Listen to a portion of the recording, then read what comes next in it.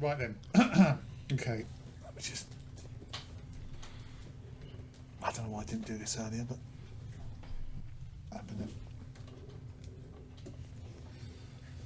Okay, I'll do. Right. Right. Well, hello and welcome to another episode of the Photography Pubcast. Why are you laughing? The noises you was just... I was just thinking, Trevor McDonut never used to do that, I'm sure. You need to play that bit before on the pubcast. That, Right. I might do. Hello. Hello and welcome to another episode of the Photography Pubcast. So you spoiled my joke now. I was going to do a joke and you've spoiled it with it. Go on. Okay, we'll pretend we're starting again. Okay. Hello and welcome to another episode of the Photography Pubcast. I think, what are we? Season 3, episode 5, is it? Is it? What week is it? Is it? See, it was all going to be good. This was going to be good. Right, okay. Let me start it again. So hello and welcome to another episode of the Photography Pub. So hello. This is going to be a nightmare tonight, isn't it? It's got carnage written all over it. It'll be all right on the night.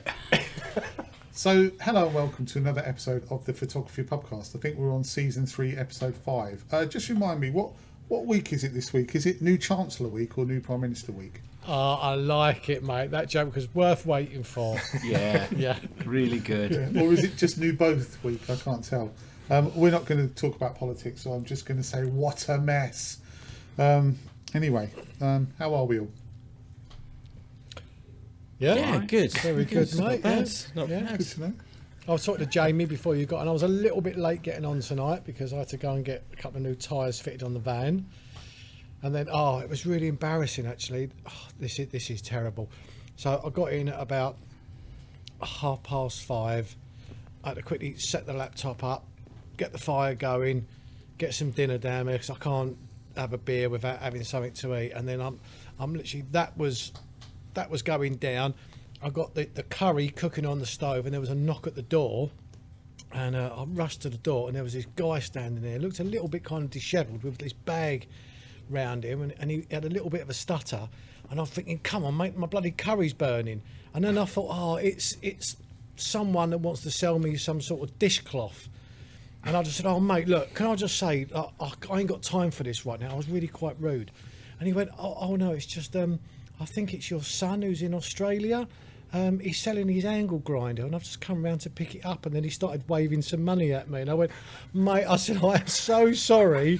I said, look, first of all, I don't know where the angle grinder is. I said, can you come back tomorrow? So he said, yeah. And then he wrote his number down, and by that time the curry was burnt. And I just said to him, look, I'm so sorry for being rude, but I didn't like to say I thought you was some homeless fella. Do you know what I mean?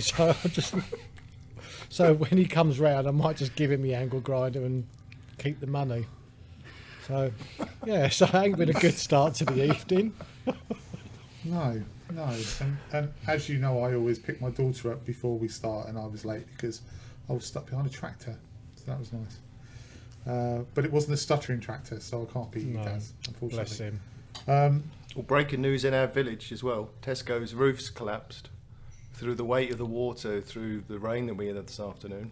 Yeah, it's gone. So no supermarket in our village. I don't know what's going on there. Apparently, I just had a quick look on Facebook because, as you know, Facebook is the place where you go if you want to see The local font village of all knowledge. gossip. And somebody said it's the weight of the veg on the roof or something.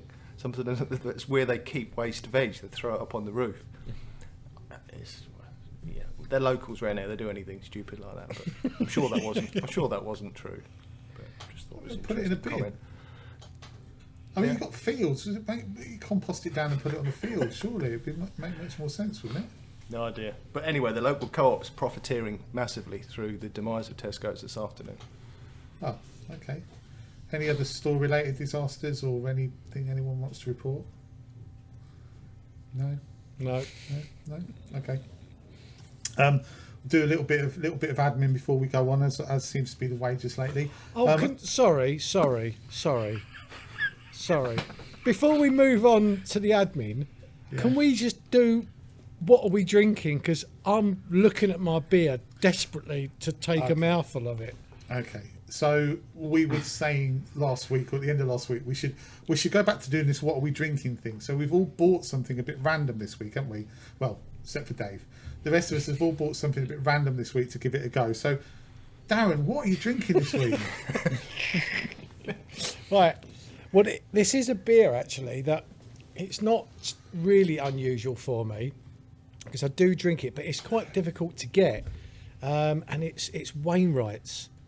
It's Wainwright's Golden Beer, 4.1%, and I know they sell this in Tesco's, but they keep like a really small quantity of it. And every time I go there, I clear them out of the 6 or 8 bottles they've got kind of low down on a dusty shelf. And then sometimes you go back in there, and Helen went there the other day for me, and there was just none there whatsoever. But if I could get this would be the beer that I would drink every week, actually. And it is absolutely delicious. Okay. What about the rest of us? Jamie, what are you drinking? Well, I'm supporting the local brewery, which was a bit of a surprise because I didn't realise until today that we've got 2 local breweries in our village. We haven't got a Tesco's. Is that somebody's front door? Is that pizza, kebab? No, it's not. I don't know what it is. Okay. It's probably a stuttering rag salesman. I'm really bad now. I'm going to give him that angle grinder for being so rude. So yeah, I've got 2 local breweries in my village. Who knew that? One of them is a brewery called Hop Shackle, and I'm drinking. My first ale is the American Pale Ale from Hop Shackle, and I've got another beer from the other brewery, but it looks to be a very small backyard micro brewery. I think 2 guys decided to brew their own and bottle it and sell it, but it's Bowler's Brewery as well. So yeah, I've got definitely supporting the local breweries tonight with 3 wide-ranging in strength beers. And which one are you drinking now? I'm on the American Pale Ale.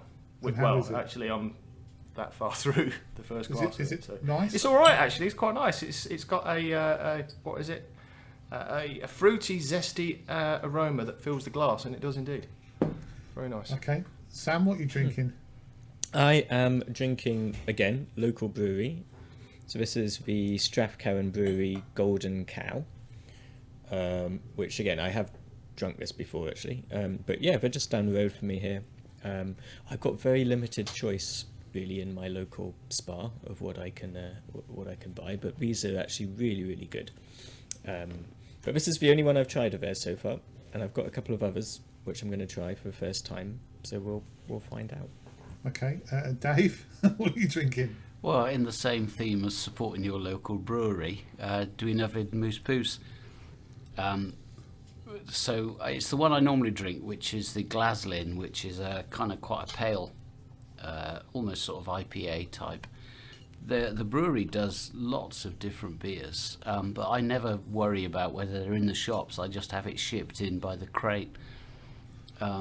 So I've always got a few in because you can't go wrong with it. Okay, good stuff. Well, I'm drinking from a local brewery, the same as you guys. This is from a company called Kelchner, and it's Amptill Gold. Amptill's just down the road from me. It's like I don't know what it's got in it, but it's not very nice. Here goes our sponsorship from Amptill Brewery. I've got several, so the others might be better, but I don't know. Let me see if there's a specific thing about this I don't like. What is it? Wheat, mortar, malted barley, hops, yeast. No, it's just normal beer.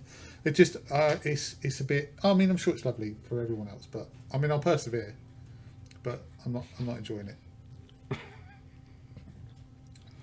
It's getting better the more I drink it, actually. Some beers, though, some beers you do need to drink a few of them just to get the taste.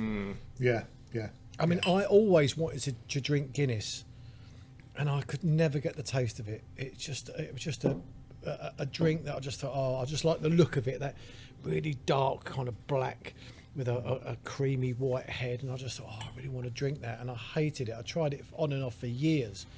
And then I went to the Lake District, and my friend got me some stouts and Murphy's. Oh yeah. Got the taste of Murphy's straight away, and as soon as I got the taste of Murphy's, Guinness was an absolute doddle. But I think sometimes it does take a little bit of time to get your taste buds acquired. Yeah, I understand Murphy's is a gateway stout. Yes, I would agree with that. And Beamish. Beamish is similar to that. Yeah. Yeah, It's like you start off on that and then you go up to the hard stuff. You know, and onto the crack. hardcore Guinness. Yeah. I used to drink loads of Guinness when I was a student, mainly because you didn't get so gaseous on it, and I absolutely loved it. But I need to move on to other stouts, I think.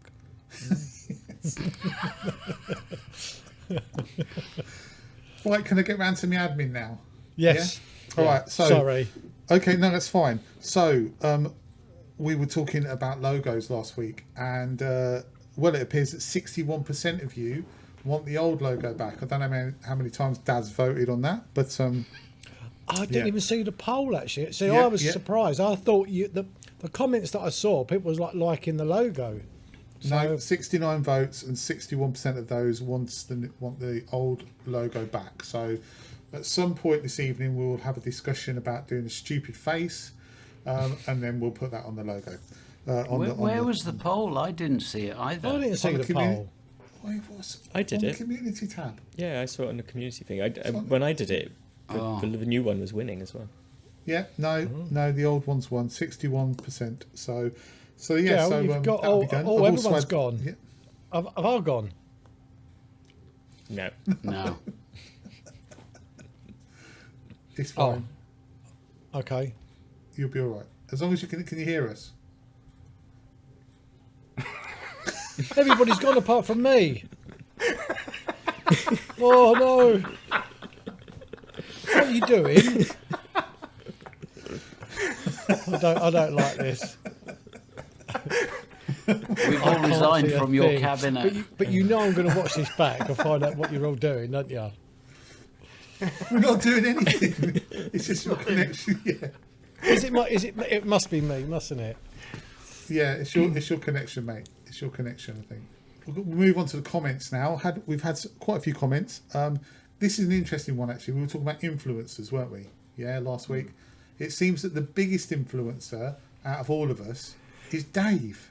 What? Yeah, Obviously. You, Dave, you've had 2 comments here, right? No. Oh, bless you. I couldn't even see that coming. I could feel it coming. Sorry. Oh, God. Yeah, so Dave, you've had comments from Dave Hamner and Toby Jug, and they both have said, let's have a look, see if I can find it down here. Where are we? Dave Hamner says, after watching Dave's Griff's videos, I switched to Micro Four Thirds. I bought the same Olympus body and lens as Dave used. So pleased I did. So there's one for you. And Toby Jug also said, he said, as I'm a cynic, influencers are full of BS and not worth listening to. However, in capitals, Mr. Griffiths has influenced me to go Micro Four Thirds for exactly the same reason he did, and the fact he just tells it as is 100% and no BS. For me, he is what an influencer is. Let me thank Dave and Toby. Much appreciated. I must get myself an affiliate link by the sounds of it. I've also had a message here from Roger Rawson, Dave. And he said this was to the Pubcast. And he says, I saw Dave wearing a chest bag. I'd like to see the make of it if possible, please. I'm looking to get one. Dave? Which one? I have a new one on every video. I've got a Bellroy 9 litre, Bellroy 6 litre. I've got an Alpaca Bravo Sling Max version 2 in VX fabric, standard 10 litre peak design. You know, the sort of thing. Which one would you recommend? Well, I'd get him to DM me because it's not really the sort of thing we would cover here, not unless I'm getting paid for it. There you go, Roger. There's your answer. Drop Dave a DM and he'll sort you out. Absolutely, yeah. Just tell me which video it was, Roger, because it could be any. Yeah. Okay. Also, that's about it, really. A couple of people have said about the way that the podcast looks now on the screen. So you'll notice I'm going to change that this week. So it's going to look slightly different. So you can stop moaning at me. Anyway, so that's the comments out.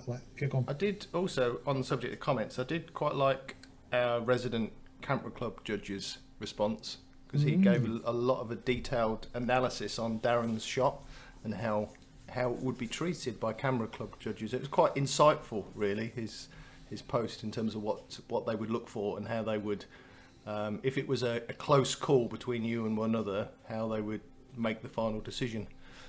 It still comes down to technicalities of composition, so the emotion and feel and mood of a shot isn't really taken into consideration. It's very much about how much of it you've left as 2/3, 1/3 and all the rest of it. But anyway, it was insightful to read. So thanks for that. I'll read that. Oh, hang on, sorry. This is a nightmare this week. When he comes back, let's just go.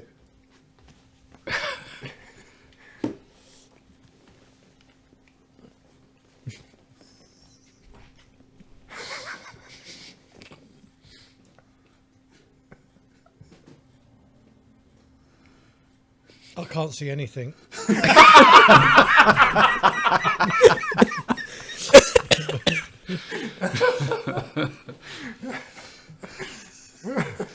Can you not see? Can you genuinely not see anything?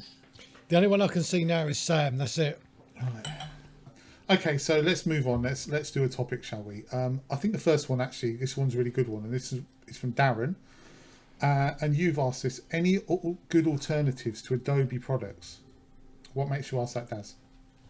Well, I think because I'm not kind of vlogging at the moment, and I am going out taking photos, but not quite the quantity that I was a few months ago, only purely because of work commitments, that's all, and kind of what I'm doing in the home. And I'm paying like 25 quid a month for Adobe, and literally all I'm using is Lightroom and a little bit of Photoshop.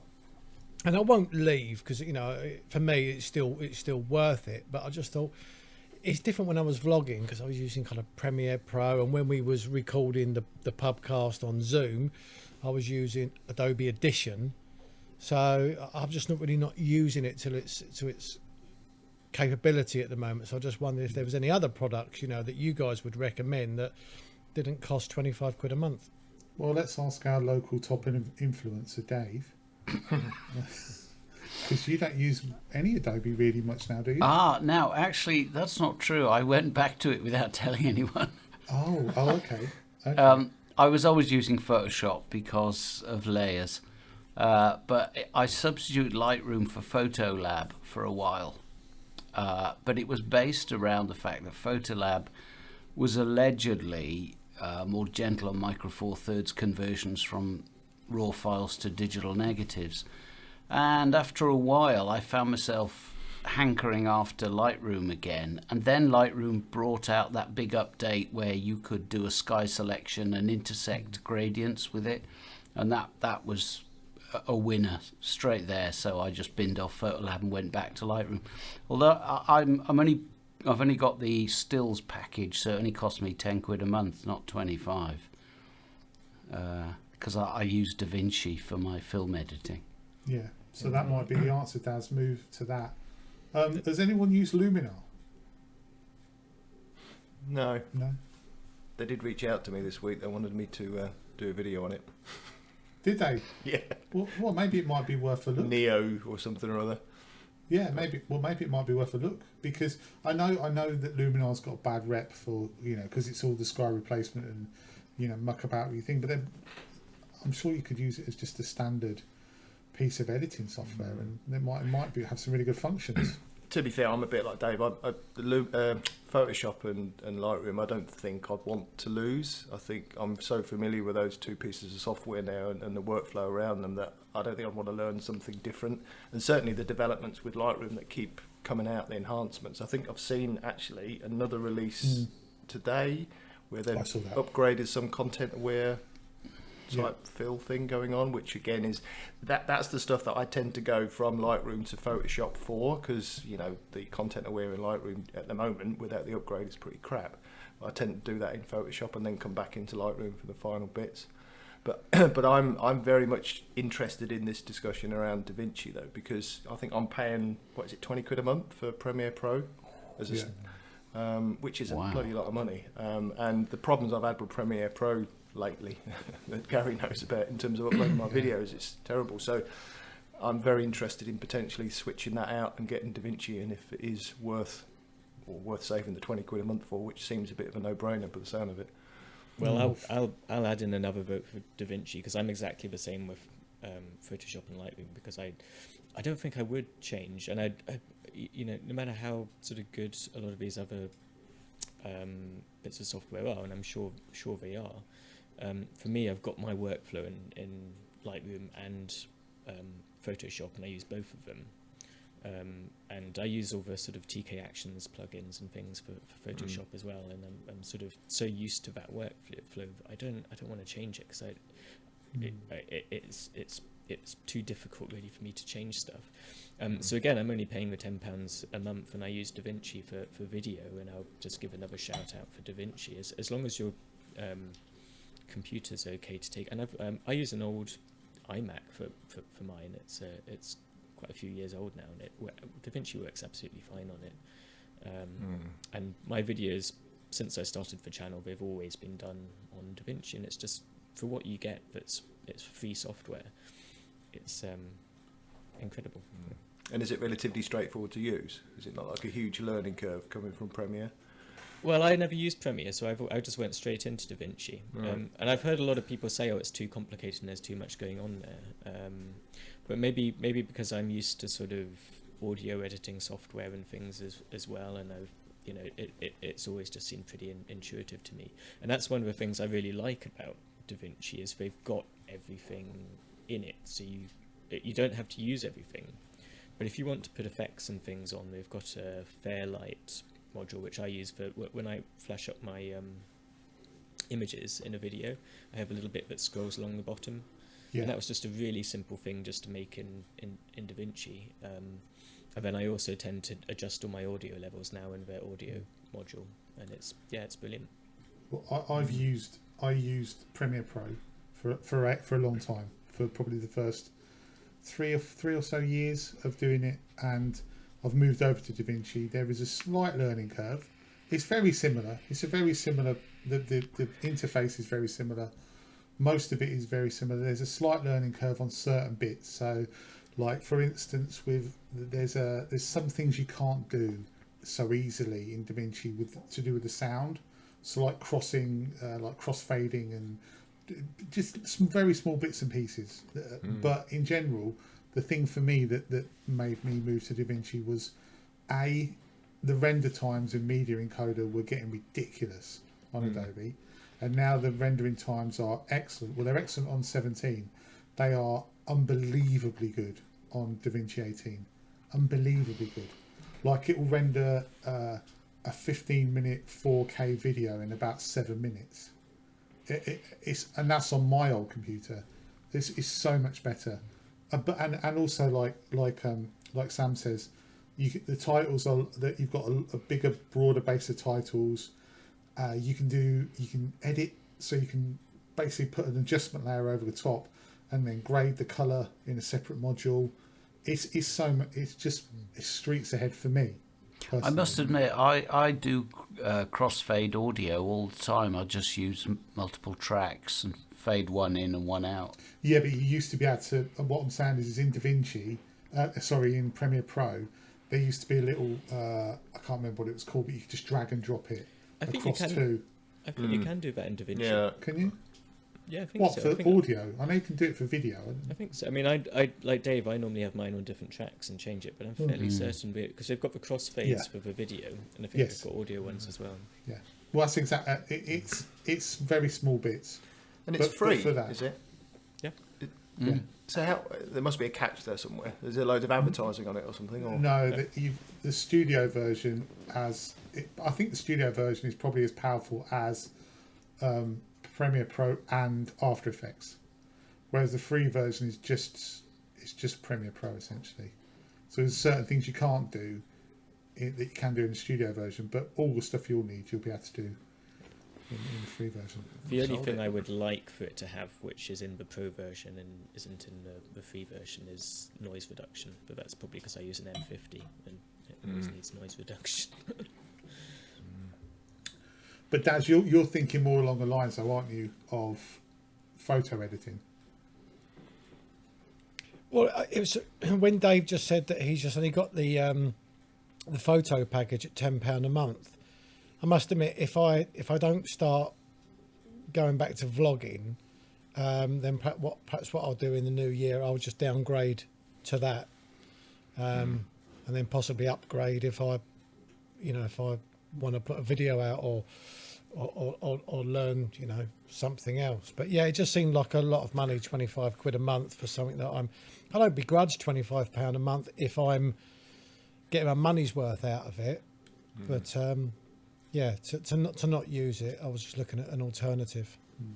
Well, it'd be interesting to know if any of you guys out there use different packages like Luminar. There's Capture One, isn't there? There's certain other packages. Do you use them, and how do you find them? Do you prefer them to Photoshop and Lightroom? I mean, I've never known anything different from Photoshop and Lightroom, so I can't really comment on that.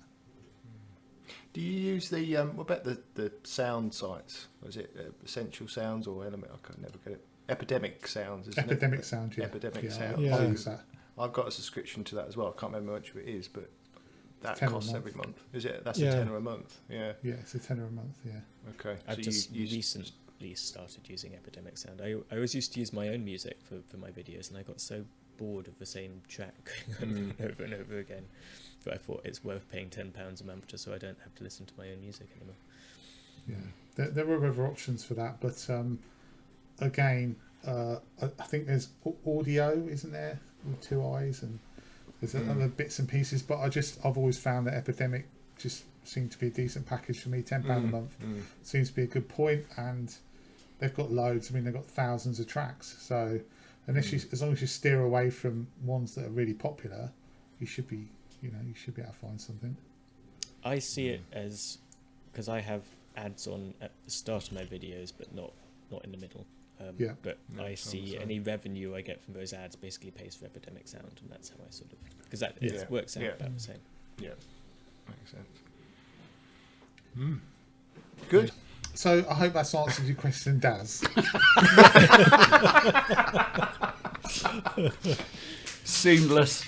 Absolutely seamless. No one will know that we spent 20 minutes having issues with all sorts of bits. Oh look! Before we go any further, I know I showed you a photo of this earlier, or the other day. But I just want to show you this. Look, I got sent these to try out. Get a load of them Where are you going to try those out exactly? in the lakes.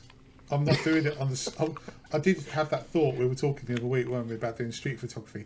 I can't go anywhere wearing these, can I? They'll either think I'm some total weirdo, or I'm from the future. Are they the Pervatronic 3000s? Yeah. They're really weird. What are they actually for? What do they do? Okay, so here, this is a camera.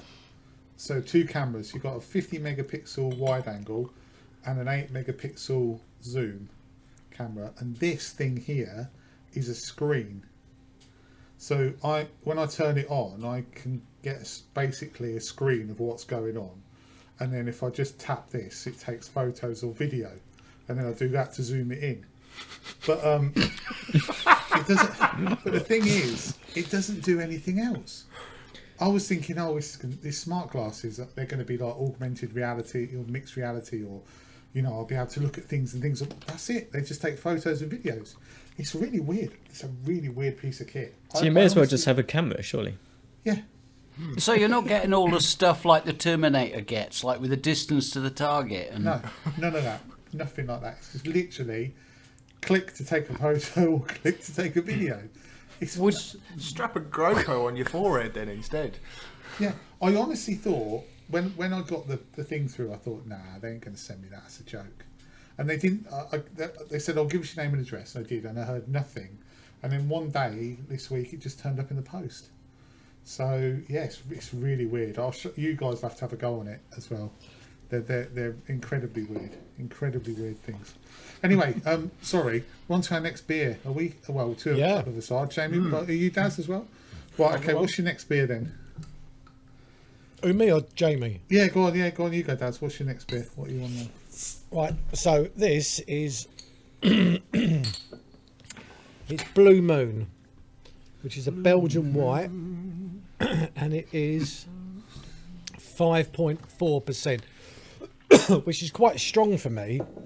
Now, there's a local pub to me that I don't drink in very often, but it's a really nice pub. But it's more of a summer pub because they've got a lovely big kind of beer garden out the back, and they've got a pizza oven, and so I don't often kind of drink on my own. So when I go around a pub with Helen or someone, you're always buying at least kind of 2 beers, and I wasn't thinking anything of it. I just paid the money, and then about a couple of weeks later I went round there on my own, and I got a pint of Blue Moon, and it's £6.50 a pint.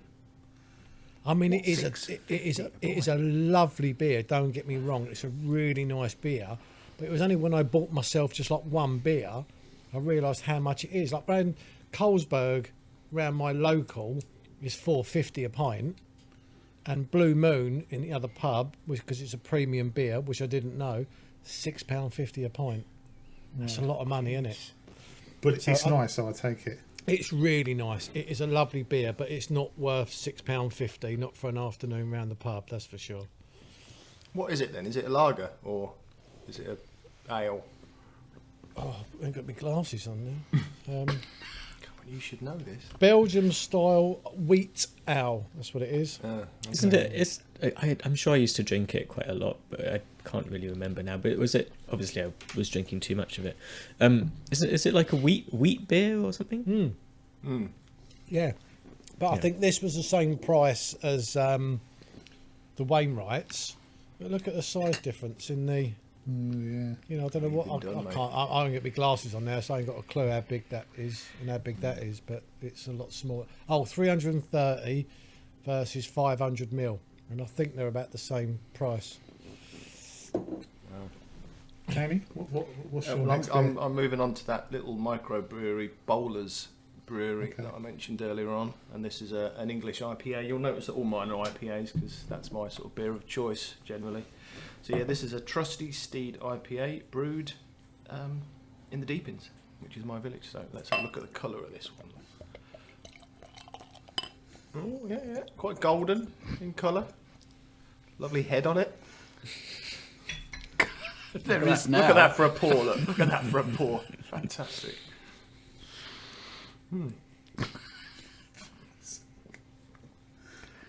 Oh yeah, it's very citrusy. Bit of a smoky taste actually. It's all right. Moving on. Okay, this is mine. It's After Dark IPA, again from the same brewers. It's IPA, which is pale ale. Look at the colour of that, and it tastes like. It's horrible. But I'm not blaming that on these people. I'm blaming it on me not liking this. It's just. I'll tell you what it tastes like. It tastes like stout. It looks like Tastes stout. like Guinness. Tastes like Guinness, but not draft Guinness. It tastes like old-fashioned Guinness. And Milk stout. let me just try it again. Mackesons. Do you remember that? Mackesons, yeah. Yeah, my dad has Mackeson shandies at Christmas. Didn't Ina Sharples used to drink that in the Rover's I Return? think she did. That was back in the day. I'm sure my grandmother used to drink stout. Well, that probably explains why. Yeah. I know certainly Ina Sharples look like that all the time. Because it's the face you pull off to drinking this. It's honourable. God, we'll see it through to the bitter end though. Right. Got a soldier on, mate, haven't you? Things we do for the podcast, though. Oh yeah. Is this the worst one we've ever done? I'm just It's getting there. just wondering. Right. Yeah. I can't see Okay. you all again. You've all gone. So I feel like I'm Stevie Wonder at the moment. I can't see a thing. Right. Okay. Let's But my other senses are highlighted. This is. I'm just. All right, let's have another topic. This one's from Ted Dewhurst. Were they butchers, Dewhurst? They were. There was, yeah. Yeah. Anyway, He says, I'm interested to know how you guys manage the issue when you find a composition with real potential, but then have to decide whether to focus stack and or time exposure blend as the light changes dynamically and or bracket.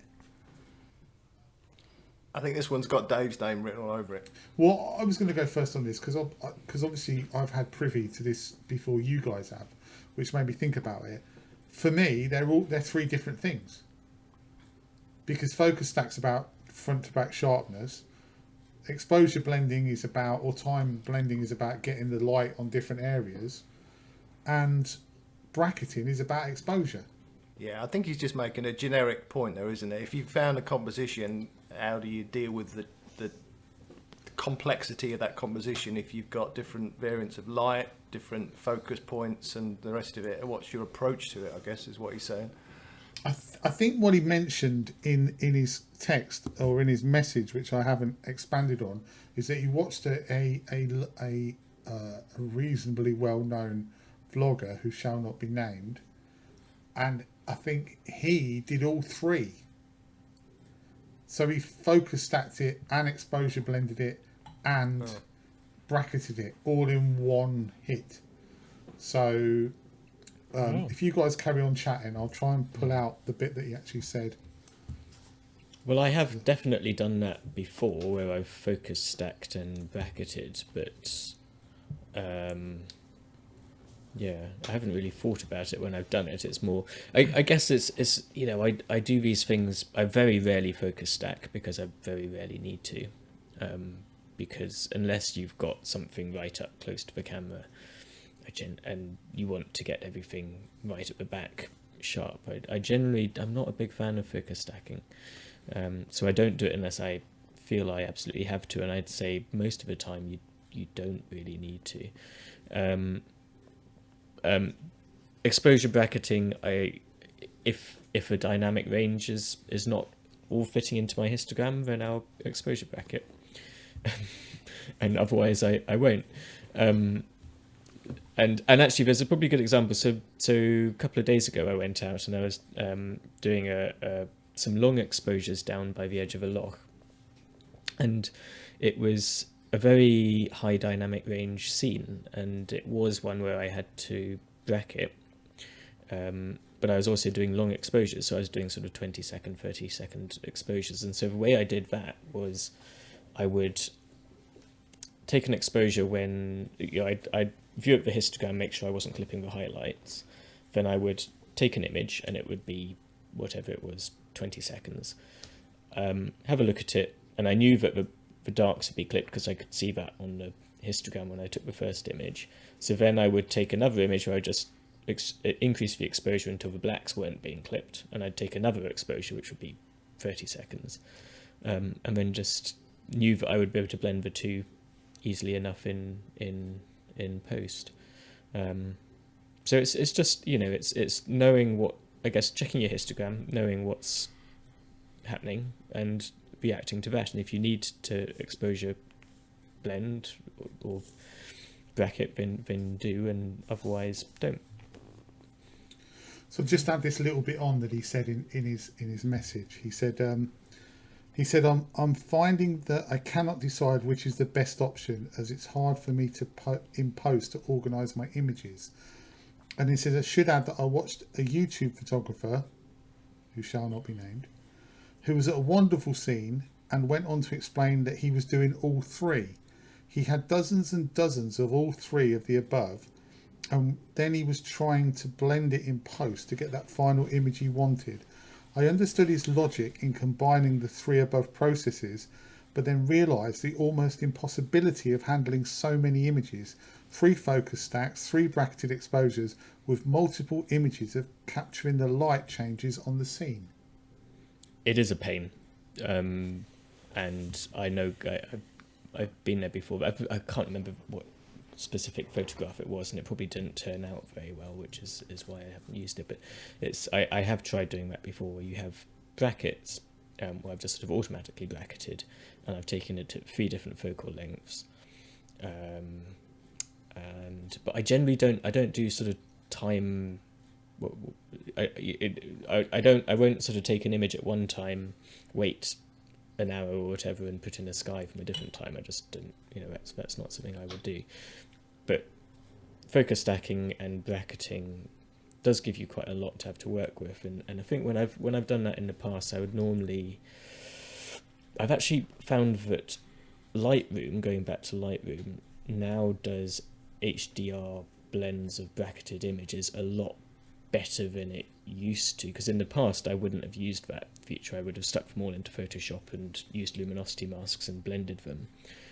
These days Lightroom has become so good at doing the HDR blend of 3 exposures that actually most of the time I'll use that if I've done a bracket, and then I might use some filters with the Lightroom version of luminosity masks to try and blend it in and make it look natural before then sticking it into Photoshop, which is where I would do the focus stacking. So I could create those 3 HDR images for the different focal images, if that makes sense, and then layer those up as layers in Photoshop and do the basically blend the different focused images in Photoshop, and that's probably the easiest way to do it, but it's a pain, and if I can avoid doing it, then I will. I'm probably not answering the question. No. I think that's a good answer. I know, Dave, you're very keen on, or you have experience of, let's call it time blending. Mm-hmm.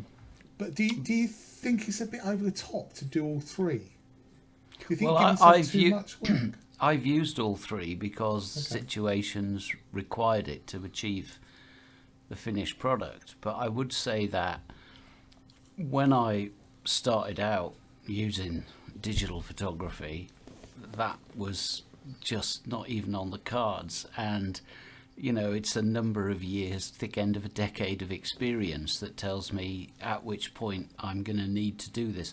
I'm very similar to Sam. I'll bracket, combine those 3 or 5 even as a HDR, and if I've got different focus points within the scene, then the HDR blended will get focus stack.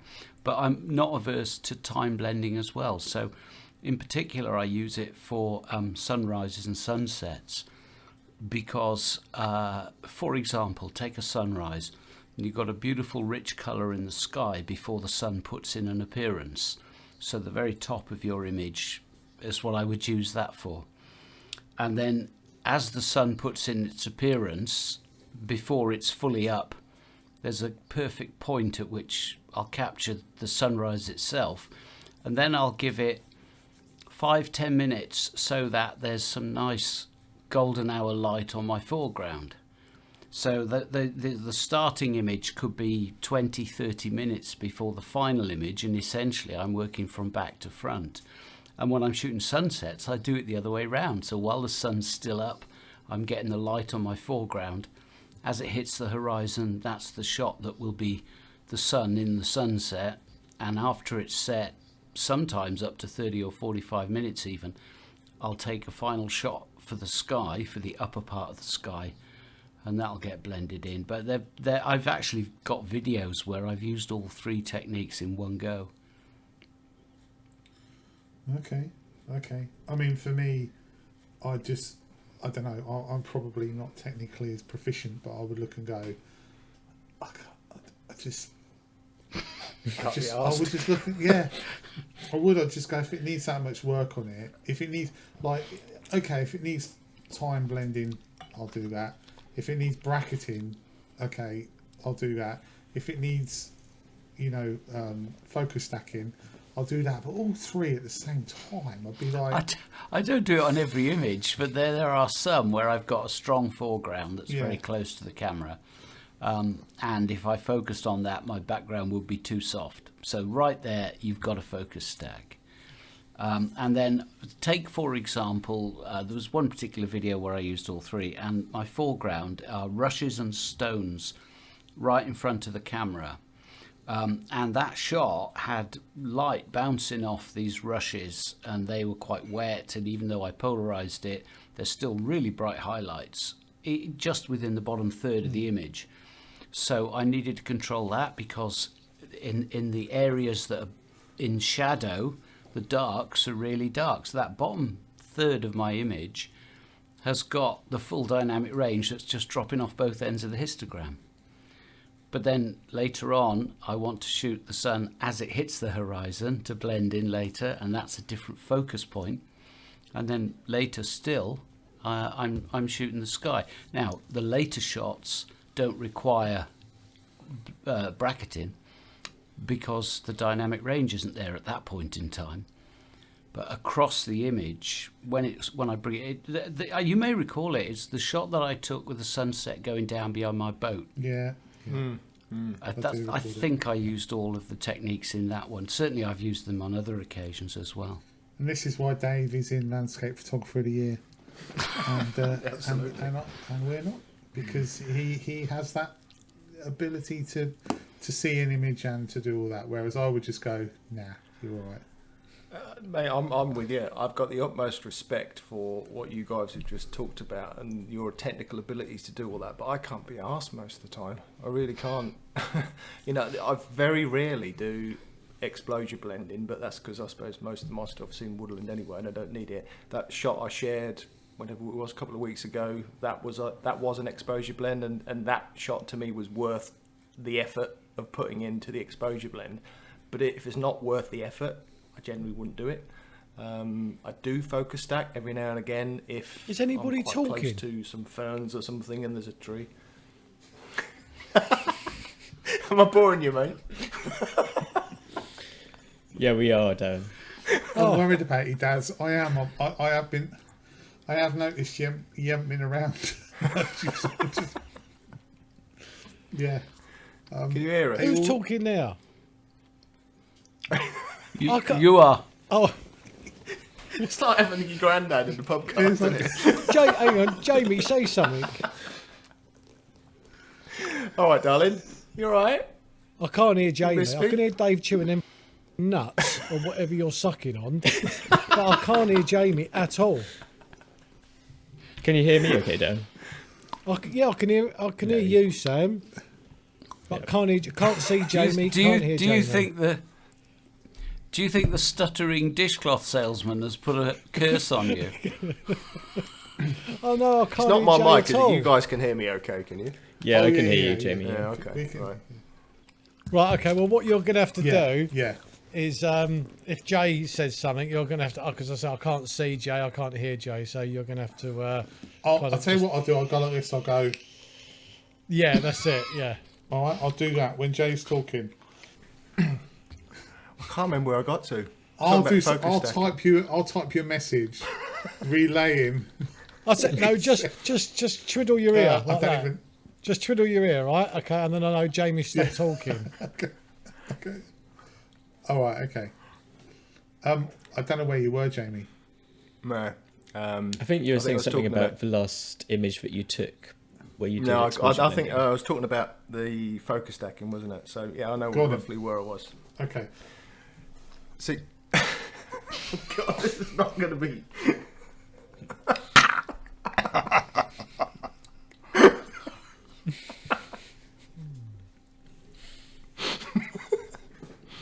Right, come on. I'm going to have to pull it together, aren't I? Yeah, so I focus stack when there's ferns in the foreground, there's a tree in the background, obviously, because I need to do it at that point. But apart from that, I just generally do the third of the way in and rely on the sharpness front to back. I don't need front to back sharpness in a lot of my woodland images anyway. So I very rarely do any of that stuff you're talking about. So yeah, I can't be asked is my answer to that. Okay. What do you think about that, Daz? Yeah, I mean, I totally agree with everything that Jay's just said there. I thought he was bang on the money.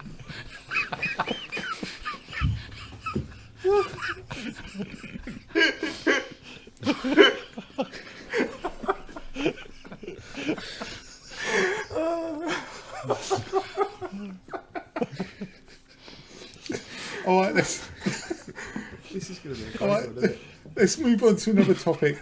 I think this is one of yours, Jamie. So do you want to give Oh, it for out? f***'s sake.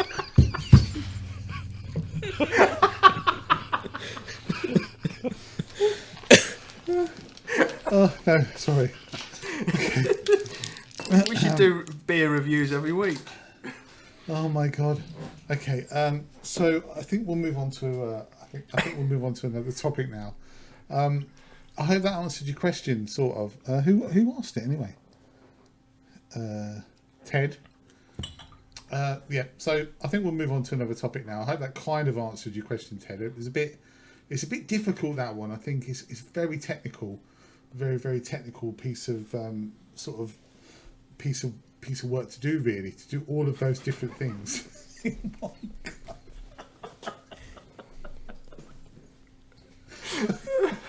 Oh dear.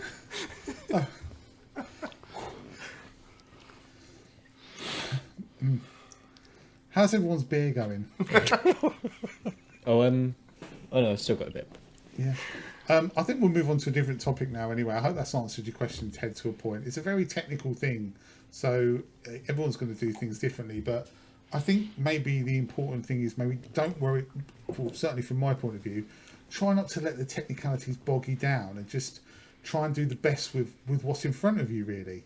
So try and just look at it and say, right, how can I best take this to capture that scene, rather than thinking focus stacking and exposure blending and all of these things. Just try and maybe have a bit more of a holistic approach. Or just put it on automatic. Yeah. Or get AI to do it for you. Just say Brecon Beacons at dark exposure blend. Anyway, we'll move on to another subject now, shall we? How about this one from Chris Toombs, which is if you could travel back in time to photograph something or someone, what or who would it be and why? And Daz, you can go first.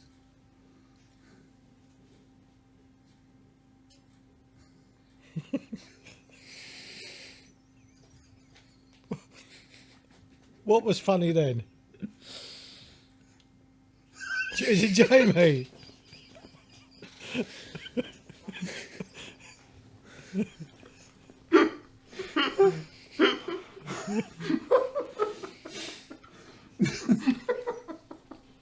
Okay. Let's do it.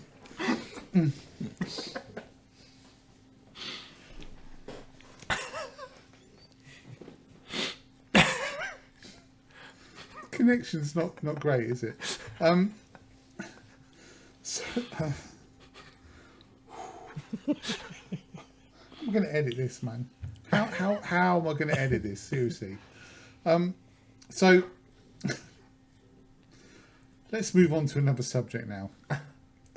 This one is from Chris Toombs, and he says, if you could travel back in time to photograph something or someone, what or who would it be and why? Who wants to go first on this? Daz, do you want to go first on this, Daz? Daz? Do you want to go first?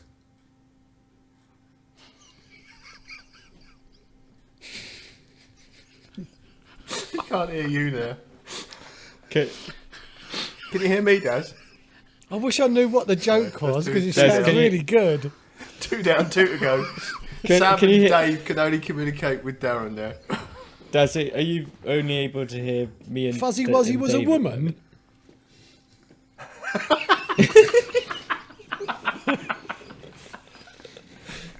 Was he? I tell you what, look, you guys just talk, and if I can hear, I'll kind of like nod along and I'll try and join in when I can. Did you hear me? Guys, would it not? I know you said it was going to be a nightmare for you to do it if he leaves and comes back, but it's going to be a nightmare anyway, isn't it? So is it not sensible if he tries to do that, or not? Yeah. Do you want to try and leave and come back, Daz, and see if Well, what I could do, you get that, mate? I could try and refresh. leave and come back?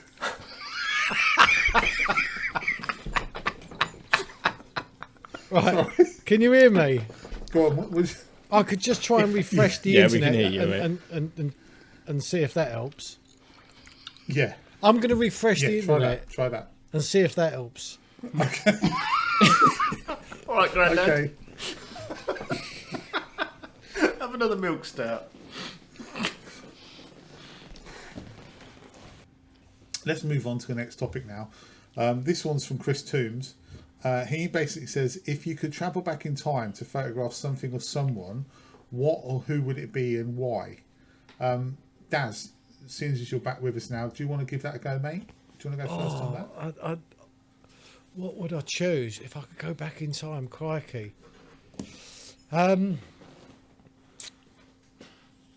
my first thought was, kind of going back to photographs and wildlife when dinosaurs were kicking about. But then I thought to myself, do you know what? That might be a bit too far back. What about a really good sporting event? Something like, photographing Muhammad Ali back in the day. Oh, yeah. Yeah, I don't know, actually. That's kind of caught me a little bit on the hop, that question. I think it's got to be a sporting event. Yeah, I'll go with I'll go back with Rumble in the Jungle. If I could get ringside and photograph that, yeah, that would be my answer. Is the Rumble in the Jungle, is that the one with the iconic shot of him stood above? Is that the same one, or is that a different fight? You got the one where he stood above. I think it is where he stood. Yeah. I'm sure that is. Yeah. Let me. Yeah, I'm sure that is. All right, cool. So you go for that. All right. Jamie, what would you go for, mate? See, I can see you shaking your head, so I'm like, let's ask Jamie next. Well, I hate these questions. I'd probably be a little bit more sentimental and go back and try and photograph some of my family that I don't often see in pictures because, like my grandparents or my great-grandparents or something like that. It'd be interesting to go back with with the skills that you've got now to be able to take pictures at a reasonable quality and actually take some decent shots rather than just the old Polaroid snaps that your family took as a, when you were young. So I guess that would probably be mine. So to go back and sort of photograph both of my grandparents. I sort of saw one set more than the other. It'd be good maybe to go back and photograph the ones I didn't see a lot, and just get to know them a little bit more in their daily life and shoot that as a bit of a bit of a study of my grandparents really, as before I could, when I didn't really know them. So I guess that would be my answer. Go back, be quite sentimental and take pictures of my family that I haven't got any pictures of currently. I like that. Dave, what about you?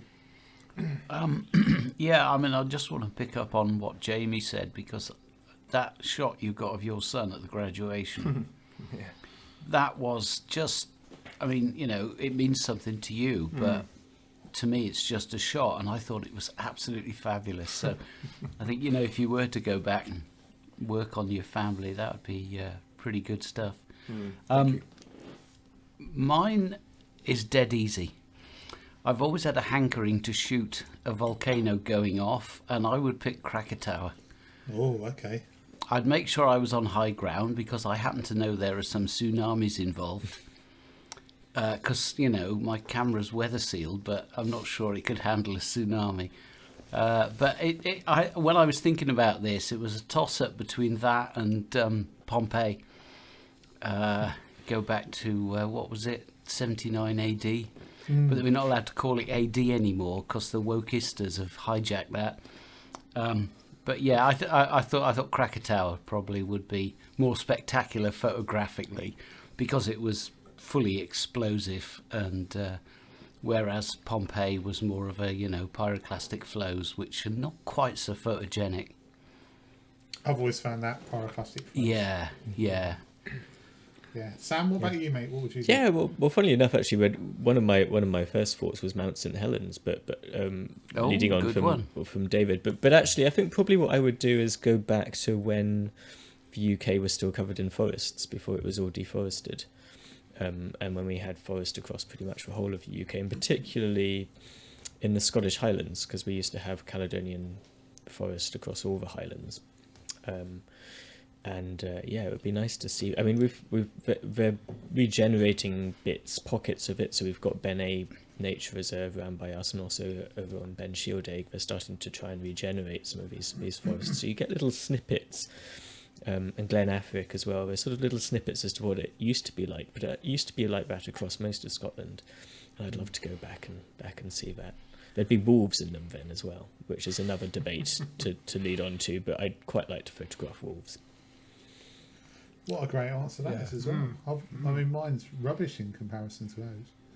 I'd like to go back to November the 5th, 1955. Hill Valley, Enchantment Under the Sea Dance. No one's going with it, are they? Back to the Future. Yeah. Biff Tannen getting punched in the face. That's my bad joke.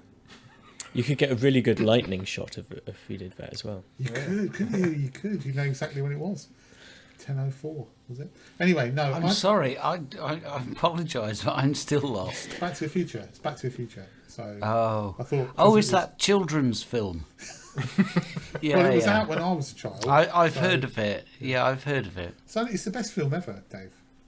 I'll make a point of watching it one day. It's the best film ever. God. This beer's got an aniseed twang to it, by the way. Yeah. Just throwing mine that was in. minging, but I finished it.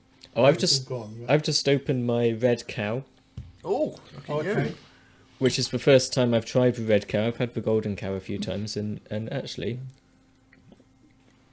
Is that like Golden Cow once a month? it's actually really nice.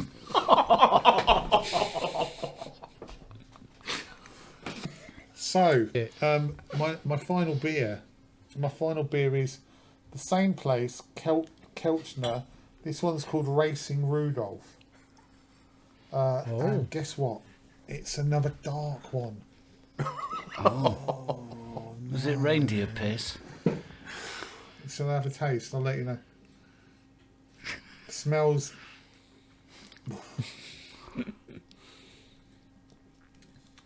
And a bit of red nose when you finished it. You'll have read something.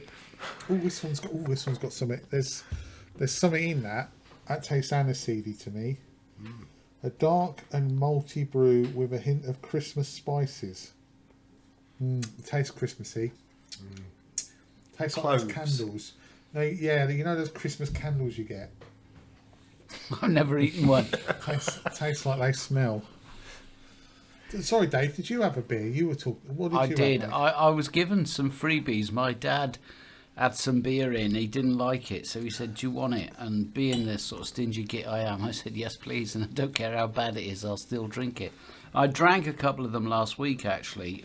It's Hobgoblin Ruby from the Witchwood Brewery. I've drunk the ordinary Hobgoblin in the past, and it's passable. This is much darker and much stronger, and actually it's not bad at all. Okay. But you've got to have a couple of Glaslins first to get you in the mood. Has anyone else got a new beer? Or Yeah, I've got. No, I'm still on the bonus. Yeah, Daz. Yeah. I got the Atlantic Powwow. Oh, I like Now- that one. Yeah. Yeah, Okay. Yeah. this Easy is drinking. 4.5%, which is still a little bit strong for me actually, but it is a nice beer. Now, I tried to drink IPA and I just can't drink it, Jay. I know that you like an IPA. I just found it just too hoppy, but I just find Powwow just a little bit smoother. So yeah, so that's I do my like that three one, actually. bits. That's a nice one. So yes, I mean normally because Carlsberg's 3.7, so I've drunk a 4.1, a 5.4 I think this is, and this is a 4.5. So I'm going to be well squiffy by the end of this one. By the way, you were saying, Jamie, that Thomas Heaton has been sponsored by. Yeah, did you not see that one? Yeah. Do you know I did see it, and I saw that you got some grief. What's the matter with people? Sorry, You what's he shouldn't been be being sponsored by?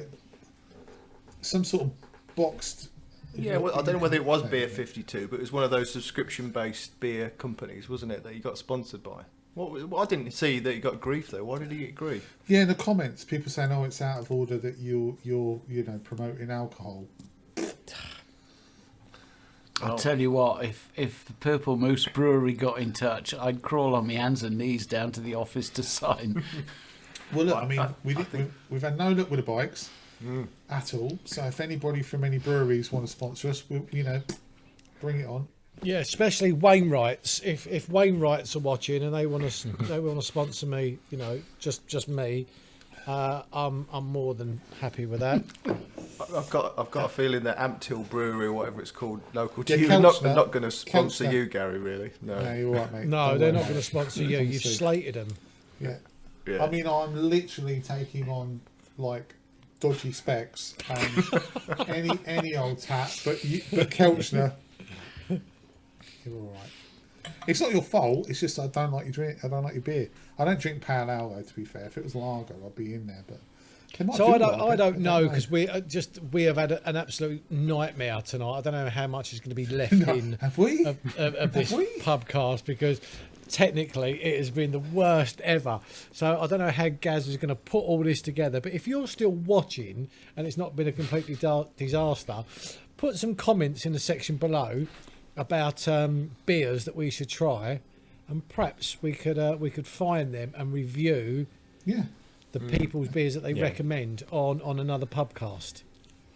So we got another comment here. One of the comments. Oh, and by the way, please. Actually, I forgot to say. Thank you so much for the photos. We're up to what 50 odd now. We. Yeah, Whatever they're all your on the name is. website. Can't be me.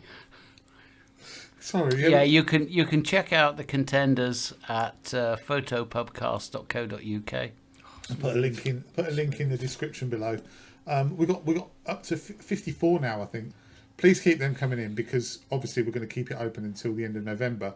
That was one thing that I've totally forgot to say. The other one is thank you very much for your comments and your questions. We're still using them. We're going to get through all of them. This is another one that came in this week. This is from Robin Grant. I mean, I don't even know where to start with this one. This is what are your earliest childhood memories? Who wants to go first on that? I remember. Earliest childhood memories. I'll go for. Oh, go on. I've got two actually. Oh no, and okay. can't I was going to say I'll go remember. first because. Oh.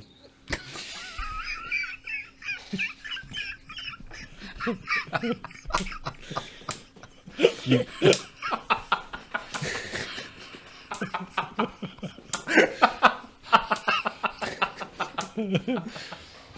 Oh, God. Go on, Sam. sorry, Darren. You go for it. No. You go for it.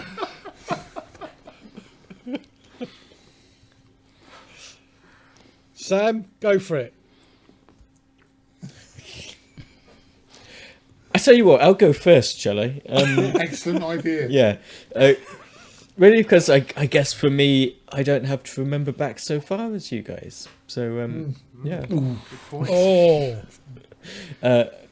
It's been lovely having you on, Sam. Yeah. Anyway, Yeah. I'll see you next time. Yeah. 8:45 and all that. My earliest childhood memory. That's an interesting one. Probably the earliest. It's not actually. It's not very interesting. It's not very interesting at all. The earliest childhood memory I have is probably from when I was about 3, and it was in my grandmother's house. And I remember my mother vacuuming the floor, and she had one of those hoovers with the light up front on it. And I remember being absolutely petrified of it. I can't remember the model number. I was 3. We got a G-Tech now. It's got a light up front on it. Were you born in the future? Yeah. No, It wasn't a car, was it? no, it was a Hoover. Anyway, it's not very interesting, is it? But that's my earliest childhood memory. Should let Dad go first. Yeah. I remember one when I was about 4 or 5. Can't quite remember because it was a long time ago. As you guys know, I was born in the middle of nowhere. I was born on I'd call it a farm, but it was a small holding because it wasn't a proper arable farm. But anyway, we had animals and we had chickens. And I remember as a kid quite excited about the thought of going to be able to collect the eggs from the hens in the morning. And I remember one morning my mum said, right, you can go and get the hen's eggs. And these hens apparently hadn't laid many eggs. And I went out there all excited. It was a winter's morning, very cold. Excited. I got that joke. Excited, yeah, like it. There's going to be quite a few more.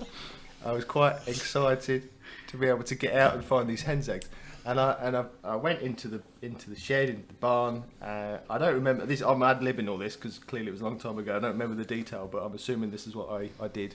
Went into the barn, found these eggs, and came back really excited and ran back to our front door. Stop it. Ran back to our front door And because it was winter and there was a rime across the path, and my feet slid all the way along the path to the drain pipe that was on the corner of our sort of where the door opened, and I slammed straight into this drain pipe, cracked my head open, and I've still got a scar, you probably won't be able to see, still got a scar somewhere on my forehead, where I cracked my head open on the drain pipe, dropped the eggs all over my feet, and that was it. So that was my earliest memory of collecting eggs, cracking my head open, smashing my eggs, and being quite disappointed that I didn't bring the whole eggs into the house. But I have got a scar. I'm just thankful that you've clarified the difference between a farm and a small holding. So I can imagine all those people writing in, going, he said a farm and it was clearly a small holding. Yeah, it was a small holding, yeah. Well, it's for tax reasons, of course. Yeah. There you go, that's mine. Dave? Did you chipped out on a tablet, on a stone tablet? Yeah, during the war. My first memories are pretty tedious, so I won't trouble you with those. But my first memory of something that kind of went on to be a theme in my life was being too proud to ask questions when I sort of thought I should know the answer, but actually I had no clue what was going on. I was about 6 years old and I'd been moved from one primary school to another, and it was my first day in this new school. And the teacher at the front stood up and went, "Out and about," and the pupils all got up and started milling around. So I thought, okay, so I got up and started milling aimlessly around the classroom.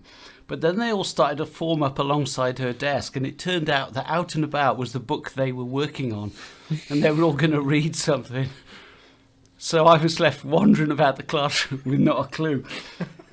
And so my whole childhood and early adolescence was me doing dopey things because I was too proud to ask. It's like a bloke who won't ask for directions when you're lost and your wife says, "Just bloody ask somebody."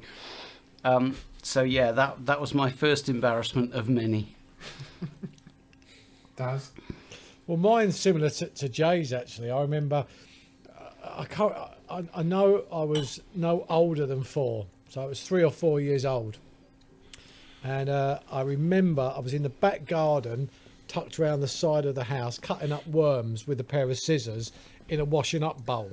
Remember that quite vividly. And my mum, she came out into the back garden and couldn't see me, panicked, locked the back door, went out into the front and was calling my name. She thought I'd got out somewhere.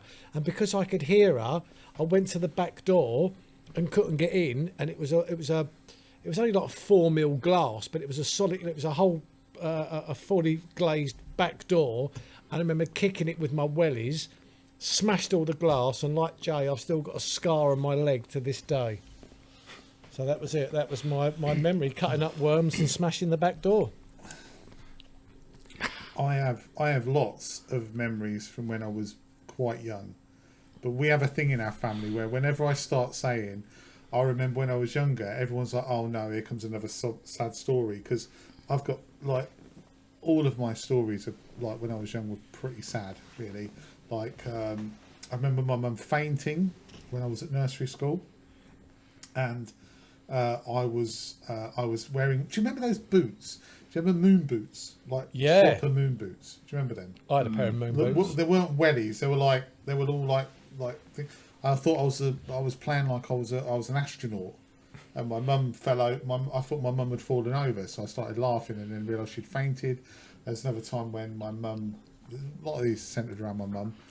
My mum forgot to pick me up from school, so I literally did everything that you shouldn't do. I walked home with a stranger.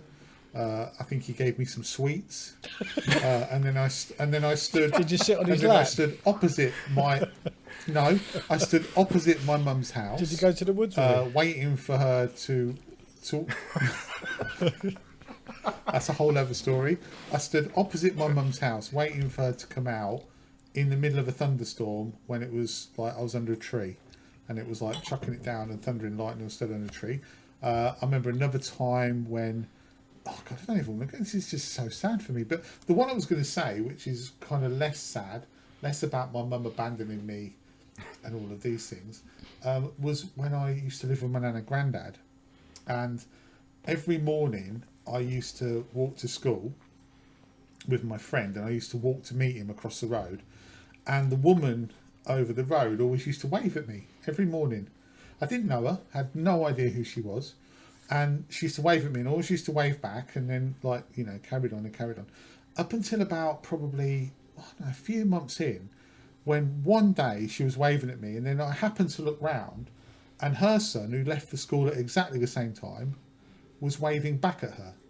So every morning I used to wave at this woman thinking she was waving at me when she was actually waving at her own son, who was just a bit further down from me. So that and was, all them years you that's thought one of you had my a earliest friend. memories. Oh. Well, it didn't go on for that long, and then I realised I didn't have a friend. So yeah. At least that nice Mr. Savile took you home. Yeah. There was another time when I went to a fancy dress party, dressed as a carrot. I had a carrot suit and everything, and my mum got the date wrong, and we ended up turning up at something that wasn't a party. And I was gutted because I got all this special, I got all this fancy dress carrot thing, and she bought me. Do you remember those hexagonal things that you could drop things into, like that fitted in the holes? Do you remember those? Yeah. Like a. All little kids have them. Like the X goes in the X. Oh hole. yeah. Yeah. She bought me one of them. She went somewhere and bought. Yeah. She went somewhere and bought me one of them to try and cheer me up because I'd gone dressed as a carrot and there wasn't actually a party. That's the reason you are the way you are, because you were traumatised from a kid as dressing up as a carrot. You have no idea. You have no idea, mate. You literally have no idea. Okay, so I think we've come. Yeah. Sorry, I'm on the third beer. Just letting you know. It's called Hopnosis from the Hop Shackle Brewery, and it's the best one out of the three. So there's my recommendation. If you want to go Hop Shackle Brewery, Hopnosis is the one to go for. Okay. Carry on. Thank you. I think we come to the end now of this week's podcast. I'm going to say now that it could be anything. Sorry. Yeah. Really. Should we just apologise? No, it's not. No. Listen, it's not you. Right? It's not you. It's me. It's not. It's been a very difficult podcast technically, this one. So if it's come out like anything like with any semblance of like normality, then Kudos to you, because we have been on now for close on to 2.5 hours. Yeah. So it's been a bit of a mess. Anyway, thank you so much for watching. We're not here next week. I won't tell you why we're not here, but it's pretty obvious we're in the Lake District. We're not supposed to tell anyone that, are we? We're in the Lake District next week, apparently. But we won't. Are you worried about being recognised or something? I won't tell you where we are. We're staying in the Langdales at the National Trust campsite. So if anyone wants to come and say hello. Do you want to go for what 3 words? Bleatarn, possibly on the Saturday. I think we're heading to Borrowdale on the Friday, but don't tell these. And Lingmore Fell one of the days as well. Anyway, so we won't be here next week, but keep your photos coming in, keep your questions coming in, like why are we carrying on, etc.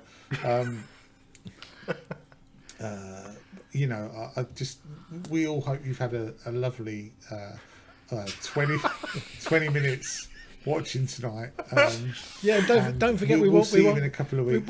We want comments for beers. What else do we want? So we want recommendations for beers for next week. Yeah, and that's it. Just beer, really. I can't yeah, just beer. I can't remember what we've done. It's been so long. Just recommendations for beers and any topics. For new guests. New guests, new regulars. Recommendations for anyone who fancies editing. And a new and the question: should we go back to Zoom? That was the other question. Am I lagging? Or am I just really boring? Bit of both. Bit of both. Because I'll say something, you just all stare at me. Yeah. Anyway, cheerio. Bye bye. Bye bye. Bye. Bye. Cheers. Bye.